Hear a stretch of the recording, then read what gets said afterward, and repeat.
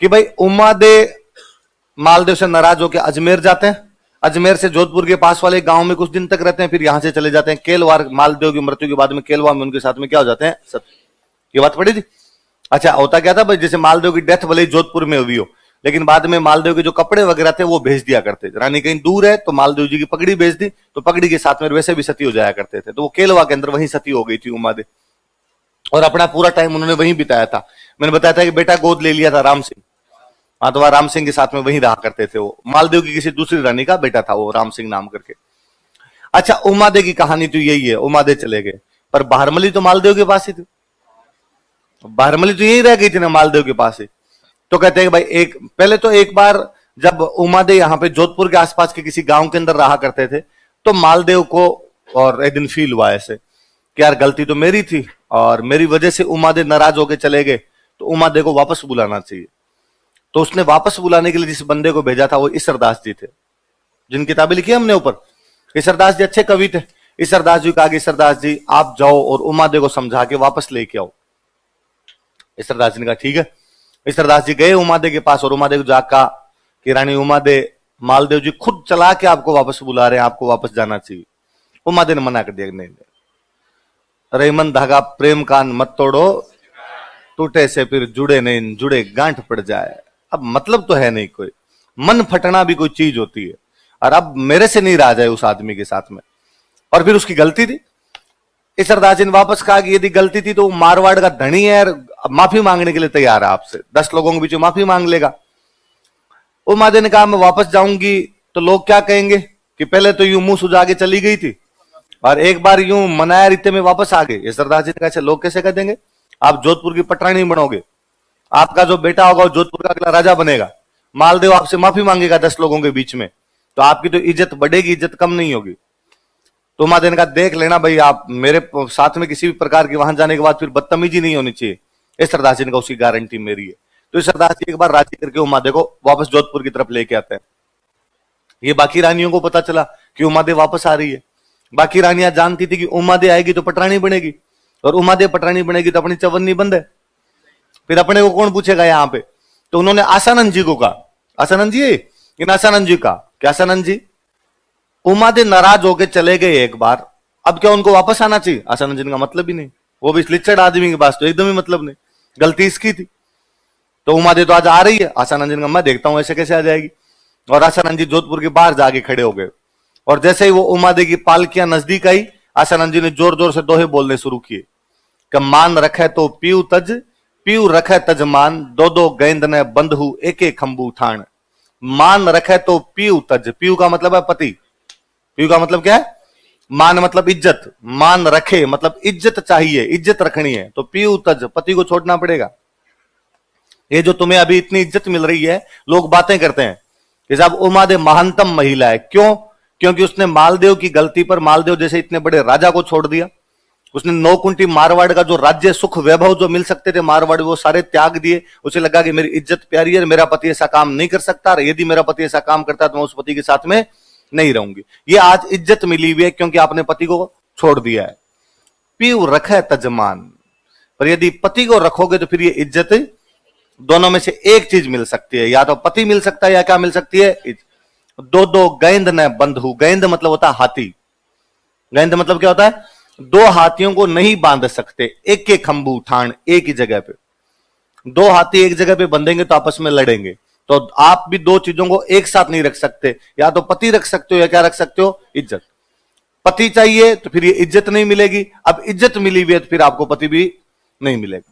उमादे को झाड़ झाड़ उठी दुआ सुनने के बाद में, उमादे वापस चली गई थी, फिर उसके बाद में वापस आई नहीं थी कभी उमादे। तो उमादे को वापस भेजने वाला कोई बंदा था, तो वो कौन थे, कौन थे, आसानंद जी।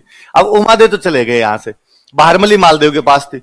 एक दिन को जैसलमेर की साइड में बिजली चमके और बारमली एक टक उधर देखे, तो मालदेव जी ने पूछा कि भाई पीहर की याद आ रही है क्या, और बारमली रोई। और बारमली ने कहा भाई पीहर किसको याद नहीं आए, मैं वहां खेली कूदी, बचपन मेरा वहीं बीता पूरा, पर मैं किस मुंह से जैसलमेर जाऊं। तो मालदेव जी ने कहा क्यों, तो कहा मैं जैसलमेर जाऊंगी तो जैसलमेर राज परिवार वाले क्या कहेंगे भाई हमारी बेटी का घर उजाड़ के आई है ये, और मेरे को 4 बातें सुनाएंगे। मालदेव जी ने कहा इतनी औकात उनकी, तू जा कल। भारमली को भेजा, साथ लेटर लिख के भेजा कि यदि भारमली के साथ किसी भी प्रकार की बदतमीजी हुई मैं आक्रमण कर दूंगा। अब जैसलमेर वालों की क्या औकात यार, मालदेव के खिलाफ कुछ बोले। अब भारमली वहां जाके आराम से जैसलमेर में रहे। वहां जो जैसलमेर का राजकुमार था वो शादीशुदा था, उसके 3 रानियां थी ऑलरेडी, पर भारमली सुंदर थी। वो जैसलमेर वाला राजकुमार भारमली के आसपास में चक्कर काटे। उन तीनों रानियों को लगा भाई अपने खतरा उत्पन्न हो सकता है। उन तीनों रानियों में से एक जो रानी थी वो बाड़मेर में गांव पड़ता है कोटड़ा। कौन सा गांव है? वहां का कोई बाघ सिंह नाम का एक आदमी था, उस बाघ सिंह की बहन थी। वो कोटड़ा का था इसलिए हो गया कोटड़िया, बाघ सिंह नाम था इसलिए हो गया बागा, बागा कोटड़िया। क्या नाम था? वो डाकू टाइप का आदमी था, इधर उधर से अमीरों को लूटता, गरीबों में धन बांट दिया करता, मस्त मौला रॉबिन हुड चुलबुल पांडे था अपने टाइम का। अच्छा, उन तीनों रानियों ने उस बीच वाली रानी को कहा कि भाई तू तेरे भाई को बुला ले, तेरा भाई कोई इलाज कर सकता है इनका, बाकी तो पार नहीं पड़ेगी, अपना घर बर्बाद हो जाएगा। तो उसने भाई के पास मैसेज किया, बागा कोटड़िया बहन से मिलने के लिए आया। पूछा भाई क्या दिक्कत हुई? उसने कहा मैं तो बहन हूं, क्या ही भाई से ऐसी बात करूं, पर आपसे कौन सी बातें छुपी हुई है। ये भारमली हमारी ननद का घर बर्बाद करके आई है, और आपके जो जवाई साहब वो एकदम बॉर्डर लाइन पे है ना, और हमारा घर कभी भी बर्बाद हो सकता है। बागेन का तो एक काम करना, कल जब मैं जाऊं तो तिलक निकालने के लिए तू मत आना। गांव में होता है भाई, अपने बहन के घर पे जाते हैं, दूसरे दिन जब आते हैं तो बहन तिलक विलक निकालती, गांव में सीख देना। तो सीख देने के लिए तू मत आना और इस भारमली को भेज देना। उसने कहा ठीक। दूसरे दिन बागा सुबह सुबह 7 बजे उठा, उठते ही बिना मुंह धोए बिना चाय पिए जाके ऊंट पे बैठा। तो जैसलमेर वाले बेचारे भागे भागे आ रहे कि क्या गलती हो गई, चाय पानी तो पी के जाओ, कहां भाग रहे होते? अरे नहीं नहीं मेरे काम में याद आ गया, हमारे गांव में कोई काम है और मुझे फटाफट जाना पड़ेगा। तो किसी सियाने आदमी ने कहा सीख तो लेके जाओ, बिना सीख लिए नहीं जाते। तो उसने कहा फटाफट मेरी बहन को जाके कहो कि आगे तिलक निकाल दे, मैंने ऊंट खड़ा ही नहीं किया, ऊंट बैठा ही है अभी। तो वो अंदर गए, अंदर जाके उसकी बहन को कहा भाई तुम्हारा भाई जा रहा है, तिलक विलक निकाल दो। बहन की तो भाई के साथ पूरी बातचीत हो ही रखी थी। बहन ने फालतू के यूं नखरे किया, अरे मत नहाई नहीं, ओढ़नी कहां गई मेरी। तो भारमली नहा धोके सुबह सुबह एकदम तैयार बैठी थी। उसने भारमली कहा भारमली तू तैयार ही है, तिलक कित निकालना, तू निकाल दे। भारमली ने कहा मैं निकाल दूंगी। भारमली बाहर तिलक निकालने के लिए गई, तो जैसे हाथ ऊपर करके तिलक निकाल लगी, बागे ने हाथ पकड़ा और ऊंट पे बिठा लिया। बागा वहां से लेके फरार हो गया। तो जैसलमेर से कोटड़ा आते आते बागा को भारमली से, भारमली को बागा से। मतलब राजस्थान में इससे अच्छी प्रेम कहानी नहीं है। जहां तरवरता है मौर्य और जहां सरवरता है हंस, जहां बाग होता है भारमल, जहां दारूता है मंस। जहां जहां पे पेड़ है वहां वहां पे मोर आएंगे, जहां जहां पे तालाब है वहां वहां पे हंस आएंगे, जहां जहां पे शराब है वहां वहां पे मांस होगा, जहां जहां बागा रहेगा वहां वहां भारमली रहेगी। मतलब बेहतरीनतम लव स्टोरी है, बेइंतहा मोहब्बत किया करते थे दोनों। अब ये बात मालदेव को पता चली। भारमली को कौन ले गया? और उसने कहा अटैक कर दो, इस बागे पे अटैक करो, भारमली को वापस लेके आओ। तो लोगों ने समझा कि साहब अटैक कर मत देना।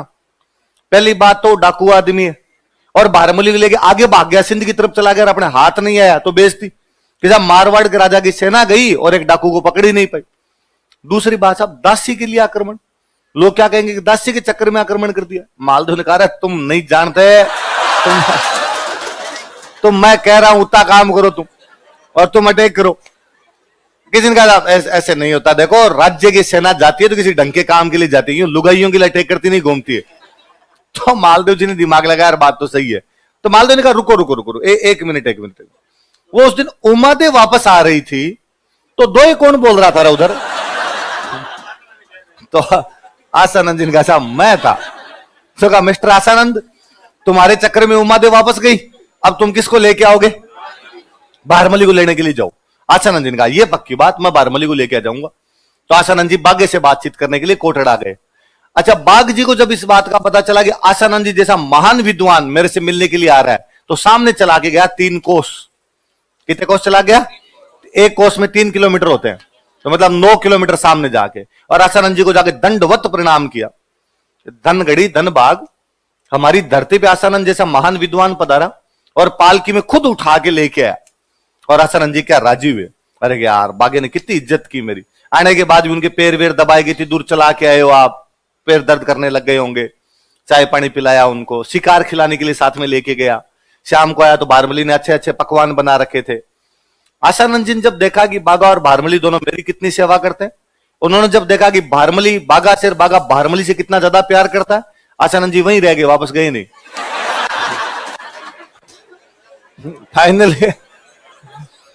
फाइनली जब बागा मरा था तो भारमली उसके साथ में सती होती है और आशानंद जी पागल हो गए थे। आशानंद जी जगह जगह बागा बागा करते घूमते। अच्छा, अपने मारवाड़ से उधर आगे रियासत लगती अमरकोट। अमरकोट के कोई राणा जी थे और उनको इस बात का पता चला भाई आशानंद जी आजकल पागल हो गए हैं और इधर उधर घूमते रहते। लोगों ने कहा साहब कपड़े नहीं उस आदमी के शरीर पर, अब इतनी पागल अवस्था है और महान विद्वान है, आपको ध्यान रखना चाहिए उनका थोड़ा। तो अमरकोट राणा जी ने उनको अपने पास बुला लिया और अमरकोट राणा जी पूरा ध्यान रखे, आशानंद जी को पास में बिठा के रखे, हर बात में उनसे पूछ पूछ के काम करे, अपने साथ रखे, साथ खाना खिलाए, साथ शिकार के लिए लेके जाए। पर आशानंद जी एक ही बात करे, थोड़ी देर हो जाएगा बागा बागा, बागे ने ये किया, बागे ने वो किया। तो अमरकोट राणा जी को एक दिन यूं ईगो प्रॉब्लम तो हो भाई आदमी को, और उन्होंने कहा यार बागा था तो एक डाकू ही, इधर उधर डाके मारता घूमता था, मैं राणा हूं यार यहाँ का, और आप क्या उसकी उसकी बातें करते रहते हो, मेरे सामने क्या था। आशानंद जी ने उसकी तरफ देख के कहा तुम बागे के पैर की जुत्ती नहीं है, बागा बागा था साहब। तो उसने कहा इसका मतलब आप बागे का नाम लेना पूरे जीवन बंद नहीं करोगे कि ना, जब तक है जान तब तक तो बागे का नाम ऐसे ही लिया जाएगा। तो उसने आशानंद जी के पोते को बुलाया और पोते को बुलाकर तेरा दादा यदि एक पूरी रात और बागे का नाम नहीं ले तो हर 1 घंटे पे 1 लाख सोने के सिक्के दूंगा। पोते की इकोनॉमी पड़ी हुई थी, पोते ने दिमाग लगाया कि रात में 7-8 घंटे तो आराम से होते हैं, 7-8 लाख सोने के सिक्के मिलेंगे, 7-8 पीढ़ियां तिर जाएगी अपने। और उसने अपने दादाजी को जाकर दादाजी प्लीज फॉर नेक्स्ट 7 जनरेशंस, है ना, ये इतना काम कर दोगे आपके कोई फर्क नहीं पड़ेगा। आशानंद जी ने कहा देख बेटे मैं बिना बागे के नाम के नहीं रह सकता, फिर भी तू इतना ज्यादा फोर्स कर रहा है तो आई विल ट्राई। शाम को बिठाया भाई आपका समय शुरू होता है, अब से आपको बागे का नाम नहीं लेना है। तो आशानंद जी को लगा बागे का नाम तो आ जाएगा आपने, तो आशानंद जी राम राम राम राम राम राम बोलना शुरू कर दिया। राम जी का नाम लेके दूसरा नाम दिमाग में आएगा नहीं, पर डोकरे से 10 मिनट राम जी का नाम लिया गया। फिर जोर जोर से बोलने शुरू किए कि बागा आओ बड़े घर कोटड़ा तू धनी, जासी फूल झड़े पर बास न जासी बाग जी। हे बागा फूल झड़ जाता है लेकिन उसकी सुगंध नहीं जाती, तू मर गया लेकिन तेरी याद मेरे दिल से ठोड़ ठोड़ पग दौड़ करस्या पेट रहे कारण, रात दिवस राठौड़ बिसरिया नहीं बाग जी। कि पेट भरने के लिए आदमी कहीं कमाई कर लेगा, हे बागा राठौड़ पेट भरने के लिए तेरे को कैसे भूला जा सकता है, चंद रुपयों के लिए आशानंद तेरे को कैसे भूल सकता है। पोते ने कहा फिर याद ही कर लो, क्या कर सकते हो। तो आशानंद जी ने एक तो उमादे पे किताब लिखी थी, एक बागा भारमली पे लिखी थी। उमादे को वापस भेजा था तो उमादे पे लिखी, साथ में किसके रहते थे तो बागा भारमली।